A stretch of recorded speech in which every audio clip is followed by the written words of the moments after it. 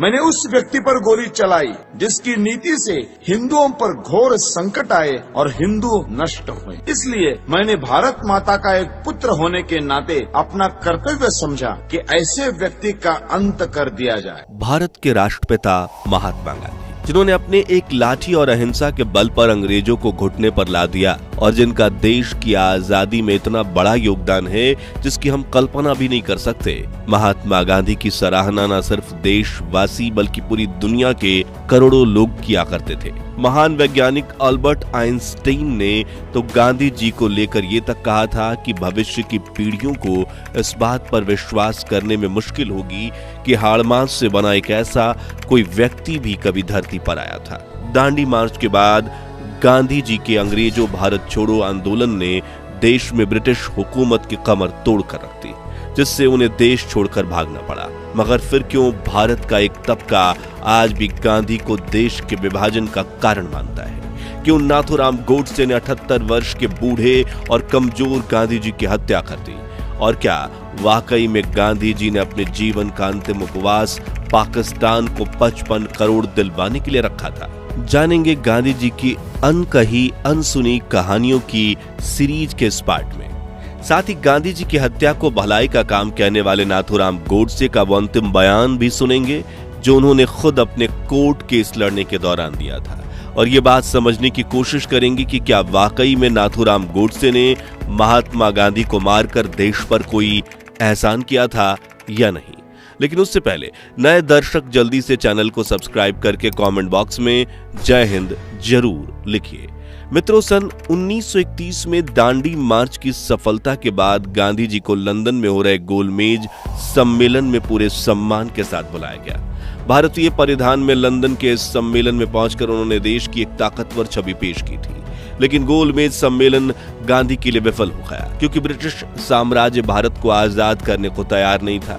साथ ही मुसलमान, सिख और दूसरे भारतीय प्रतिनिधि गांधी के साथ नहीं थे क्योंकि उन्हें नहीं लगता था कि गांधी सभी भारतीयों का प्रतिनिधित्व करते हैं। हालांकि गांधी की बातें सुनकर ब्रिटिश जनता ने भी भारत की राष्ट्रवादी मांग के लिए हमदर्दी दिखाई, लेकिन ब्रिटिश राजनेता विंस्टन चर्चिल ने कहा, यह बहुत डरावना और घृणास्पद है कि श्री गांधी जो एक देशद्रोही और औसत दर्जे के वकील हैं, अब अपनी नुमाइश फकीर के तौर पर कर रहे हैं। इसी बात से हम अंदाजा लगा सकते हैं कि विंस्टन चर्चिल गांधी की ताकत से कितने डरे हुए थे।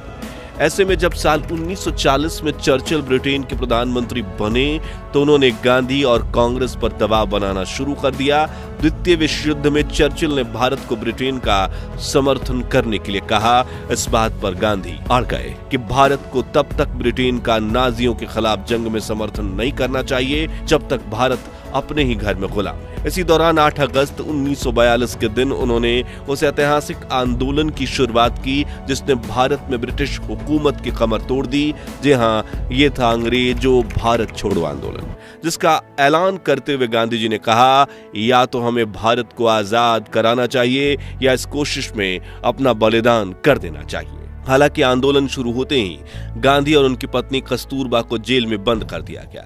इसके बाद गांधी को जेल से रिहा करने की मांग को लेकर पूरे देश में हिंसक आंदोलन शुरू हो गए, लेकिन ब्रिटिश प्रधानमंत्री विंस्टन चर्चिल झुकने के लिए तैयार नहीं थे। ऐसे में 22 फरवरी 1944 के दिन जेल में ही गांधी की पत्नी कस्तूरबा की मौत हो गई, जिसके महीनों बाद 1944 में गांधी जी को जेल से रिहा किया गया।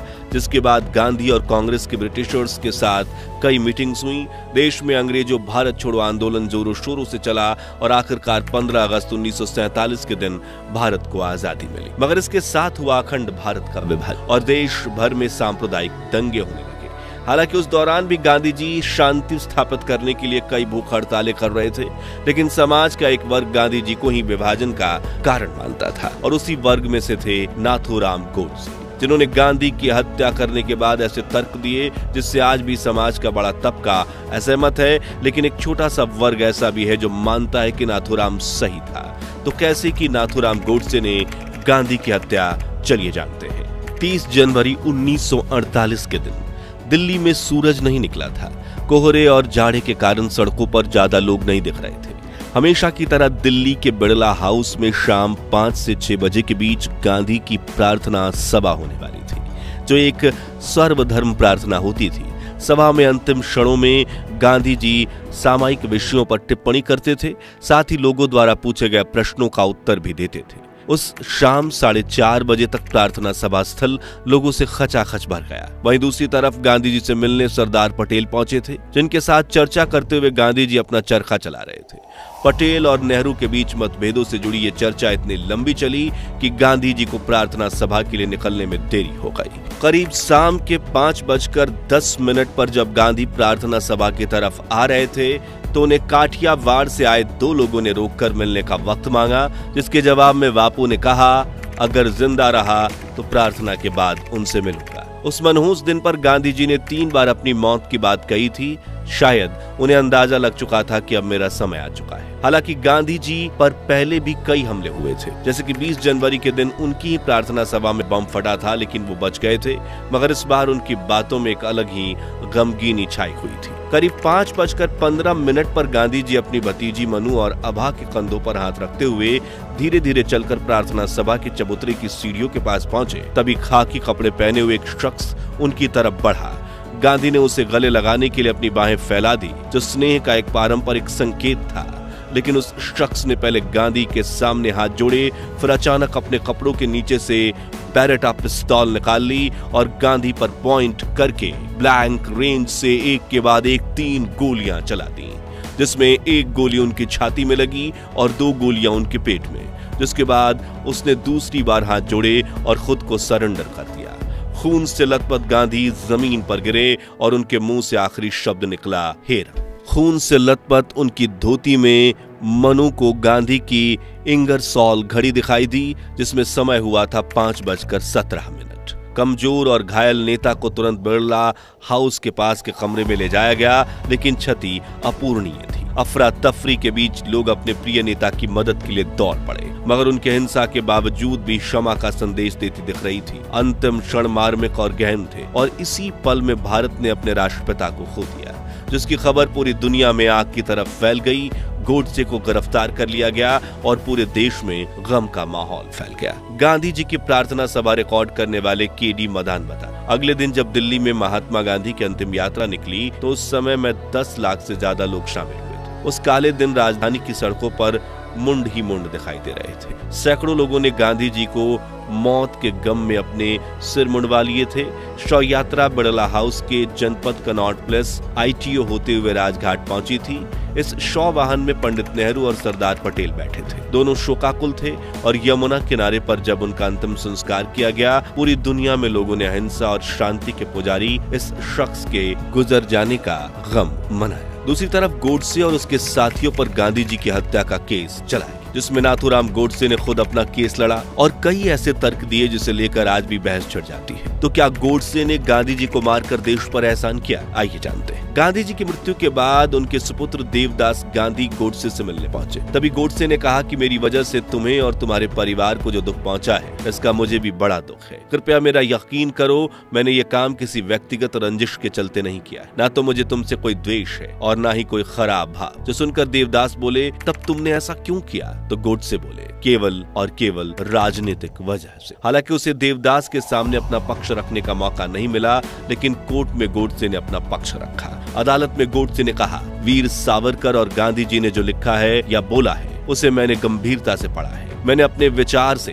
पिछले 30 सालों के दौरान इन दोनों भारतीय लोगों के विचार और कार्य पर जितना असर डाला है, उतना ही किसी और चीज ने नहीं। आगे उसने कहा, गांधी जी ने देश की जो सेवा की है, उसके लिए मैं उनका आदर करता हूँ। उन पर गोली चलाने के पूर्व मैं उनके सम्मान में इसीलिए नतमस्तक हुआ था, किंतु जनता को धोखा देकर पूज्य मातृभूमि के विभाजन का अधिकार किसी बड़े से बड़े महात्मा को नहीं है। गोडसे का कहना था कि भारत के विभाजन में गांधी जी की अहम भूमिका थी। गांधी जी ने देश को छलकर देश के टुकड़े किए, क्योंकि ऐसा न्यायालय या कानून नहीं था जिसके आधार पर ऐसे अपराधी को दंड दिया जा सकता। इसीलिए मैंने गांधी को गोली मारी। उनको दंड देने का केवल यही एक तरीका रह गया था। लेकिन वरिष्ठ पत्रकारों का कहना है कि विभाजन रोकने के लिए तो गांधी इस हद तक गए कि उन्होंने पेशकश की कि कांग्रेस की बहुमत वाली अंतरिम सरकार की अगुवाई जिन्ना को सौंप दी जाए, यानी जिन्ना के पास अखंड भारत के पहले प्रधानमंत्री बनने का मौका भी था। मगर उनके सिर पर अलग इस्लामिक देश पाने का भूत चढ़ा था, इसलिए वो अपनी मांग से टस से मस नहीं हुए।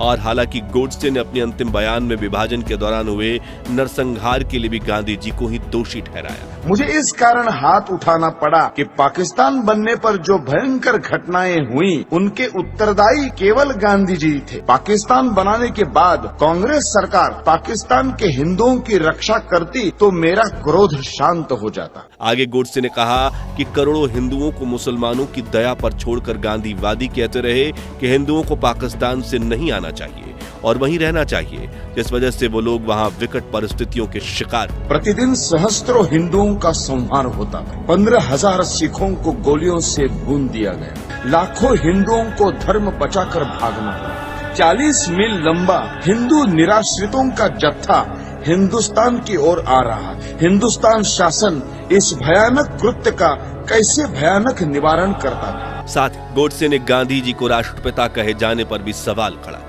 गांधी जी राष्ट्रपिता के नाम से पुकारे जाते हैं, जो अत्यंत सम्मान का पद है, पर वे पिता का कर्तव्य पालन करने में असफल रहे। उन्होंने तो बड़ी निर्दयता से राष्ट्र के 2 टुकड़े कर दिए। नाथूराम गोडसे को अपनी विचारधारा पर इतना भरोसा था कि उसने गांधी जी की हत्या करने पर जरा भी अफसोस नहीं किया। 30 जनवरी 1948 के दिन मैंने गांधी जी का वध किया। मेरे पास कहने को और कुछ नहीं है। यदि देशभक्ति पाप है तो मैं पाप मानता हूँ, मैंने पाप किया है। यदि प्रशंसनीय है तो मैं अपने आप को उस प्रशंसा का अधिकारी समझता हूँ। आखिर में गोडसे ने खुद के कार्य को अपराध नहीं भलाई का काम बताया। मुझे विश्वास है यदि मनुष्यों द्वारा स्थापित न्यायालय से ऊपर कोई और न्यायालय होगा तो उसमें मेरे कार्य को अपराध नहीं समझा जाएगा। मित्रों, अपना केस लड़ने के दौरान गोडसे ने कहा, 32 साल तक विचारों में उत्तेजना भरने वाले गांधी ने जब मुस्लिमों के पक्ष में अपना अंतिम उपवास रखा तो मैं इस नतीजे पर पहुंच गया कि गांधी के अस्तित्व को तुरंत खत्म करना होगा। वहीं गांधी जी के इस आखिरी उपवास को लेकर कई देशवासियों का भी मानना है कि उन्होंने ये अनशन पाकिस्तान को 55 करोड़ रुपए दिलवाने के लिए किया था। लेकिन क्या ये बात सत्य है? तो इसका जवाब है नहीं। इतिहासकारों के मुताबिक गांधी जी ने यह अनशन देश में हो रहे हिंदू मुस्लिम दंगों को रोकने के लिए किया। जी हाँ, सितंबर 1947 में कलकत्ता से पंजाब जाने के लिए महात्मा गांधी दिल्ली पहुंचे थे, जहां सरदार पटेल ने उन्हें बताया कि दिल्ली के हालात बिगड़े हुए हैं। इसलिए गांधी जी ने पहले दिल्ली में रुककर वहीं शांति स्थापित करने का निर्णय लिया। मगर जब उन्हें प्रयास से दंगे नहीं रुके तो 12 जनवरी 1948 के दिन 78 वर्ष के गांधी जी ने अनशन की घोषणा करते हुए कहा, उपवास कल सुबह पहले खाने के बाद शुरू होगा। उपवास का अरसा निश्चित है। मेरा उपवास तब छूटेगा जब मुझे यकीन हो जाएगा कि सब कौमों के दिल मिल गए और वह बाहर के दबाव के कारण नहीं बल्कि अपने धर्म समझने के कारण ऐसा कर रहे हैं। यानी यहाँ गांधी जी ने 55 करोड़ की कोई बात नहीं की, जिसके 2 दिन बाद 15 जनवरी को कैबिनेट की बैठक हुई जिसमें 55 करोड़ रुपए पाकिस्तान को देने का फैसला हुआ। ध्यान देने वाली बात है कि इस कैबिनेट बैठक में गांधी जी नहीं थे। एक और तथ्य, अगर गांधी जी ने 55 करोड़ के लिए अनशन किया होता तो 15 जनवरी को ही वो इस उपवास को खत्म कर देते, लेकिन उन्होंने ऐसा नहीं किया। बल्कि गांधी जी का अनशन 19 जनवरी को तब खत्म हुआ जब दिल्ली के सभी धर्म के प्रतिनिधि ने हिंसा रोकने के लिए समझौते पर हस्ताक्षर किए। यानी गांधी का अनशन हिंसा को रोकने के लिए था, न कि पाकिस्तान को 55 करोड़ रुपए देने के लिए। और उस वक्त देश में हिंसा न सिर्फ मुस्लिमों बल्कि हिंदुओं पर भी हो रही थी। ऐसे में गांधी जी को किसी एक धर्म के पक्ष में कहना शायद गलत होगा। खैर, समाज का एक वर्ग नाथूराम गोडसे के तर्क का समर्थन करता है तो एक वर्ग उन्हें दोषी मानता है। लेकिन हमारा काम आपको अपनी राय बताना नहीं बल्कि इतिहास से जानकारी एकत्रित करके प्रस्तुत करना है। हमने जो कर दिया है, अब आप हमें कमेंट्स करके बताइए, क्या वाकई में नाथूराम गोडसे ने महात्मा गांधी को मारकर देश पर कोई एहसान किया था या गोडसे ने एक ऐसा अपराध किया जिसकी कभी माफी नहीं दी जा सकती। मित्रों, इस सीरीज के पहले 3 पार्ट आप डिस्क्रिप्शन और स्क्रीन पर दी गई लिंक से देख सकते हैं। और ये वीडियो पसंद आया हो तो लाइक और शेयर करके 12,000 लाइक्स के लक्ष्य को हासिल करने में हमारी मदद कीजिए। और ऐसी महान शख्सियतों से जुड़ी अनकही अनसुनी कहानियां जानते रहने के लिए हमारे चैनल को सब्सक्राइब करके पास वाली घंटी जरूर बजा दीजिए। जय हिंद, जय भारत।